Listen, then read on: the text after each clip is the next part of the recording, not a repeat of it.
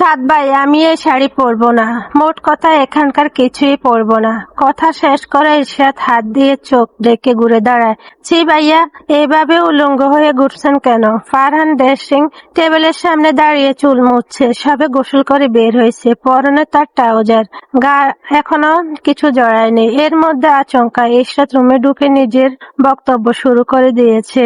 এতে তার ফর্সা ত্বক উন্মুক্ত শরীরে বেশিরভাগই চোখ পড়াতে ইশরাত নিজের কথা শুরু করে দিয়েছে এবং মন্তব্য ছুড়ে দিয়েছে।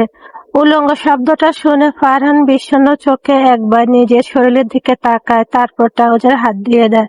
না, নিশ্চিত ট্রাউজার আছে, বেয়াদব। আমি উলঙ্গ হয়ে ঘুরছি না। এদিকে আয়। উলঙ্গ কাকে বলে উদাহরণ সহ তোকে বুঝিয়ে দিই। ইশরাত চোখ বড় বড় করে ঘুরে তাকায়। ফারহান ততক্ষণে তাকে হাত দুটো পেছনে মুড়ে দেয়। তোর চোখে আমাকে উলঙ্গ লাগছে না? ফারহানের খোলা বক্ষের সামনে দৃশ্যমান হতে ইশরাত চোখ বন্ধ করে নেয়। ছি ভাইয়া, আমি বললেই দোষ, অথচ আপনি নিজেই যখন তখন অসভ্যতামি করতেছেন। ফারহান দাঁতে দাঁত চেপে নেয়। আমি তোর সাথে অসভ্যতামি করি? তুই অসভ্য নারী। কোন খেয়ালে একটা পুরুষের ঘরে অনুমতি ছাড়া আছিস?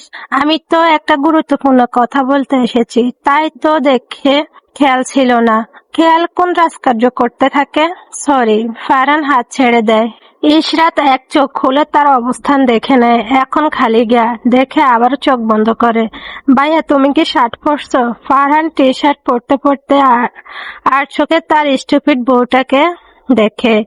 না, ভাবছি আজ আমি এভাবেই থাকবো। না ভাইয়া, প্লিজ শার্ট পরো। তোমার সাথে আমার কথা আছে। ফারহান বাঁকা হেসে বলে, সরি, তোমার আবদার রাখা যাবে না। ইশরাত এবার না পেরে চোখ থেকে হাত সরায়, কড়া করে কিছু বলতে যাবে, তার আগেই দেখে ফারহান বিছানা ঝাড়ছে, গায়ে কালো রঙের টি শার্ট জড়ানো। আজব, আমার সাথে নাটক করছো শালা, মনে মনে গালি না দিয়ে জোরেই বলে। ইশরাত একটু নড়ে চড়ে দাঁড়ায়, গলা খাকিয়ে বলে, ভাইয়া, আমি তোমার বউয়ের জন্য কেনা শাড়ি চুড়ি পরবো না। ফারহান ভ্রু কুঁচকে বলে, আমার বউয়ের জন্য কেনা শাড়ি? জি, তোমার বউয়ের জন্য কেনা শাড়ি আমি পরবো না। আমি কেন অন্যের শাড়ি পরবো? তুমি প্লিজ তাদের বলে দাও। শ্বশুরবাড়িতে আজ ইশরাতের প্রথম দিন, তাই তাকে শাড়ি পরাতে বলছে রুনা বেগম। ফারহানদের পরিবারের একমাত্র কর্ত্রী এখন তিনি, তাই ভালো খারাপ সবকিছুতে দেখভাল তিনিই করেন। বাড়িতে অতিথি আছে, তাই তিনি শাড়ি পরতে বলেছেন। শাড়ি পরানোর দায়িত্ব পড়ে ফারহা আর রুকেয়ার উপর। তারা বউয়ের জন্য কিনা নীল রঙের একটা শাড়ি নেয় তাকে পরানোর জন্য, সেই সাথে প্রয়োজনীয় অন্যান্য গহনা চুড়ি নেয়। কিন্তু ইশরাত কিছুতে অন্য শাড়ি পরবে না।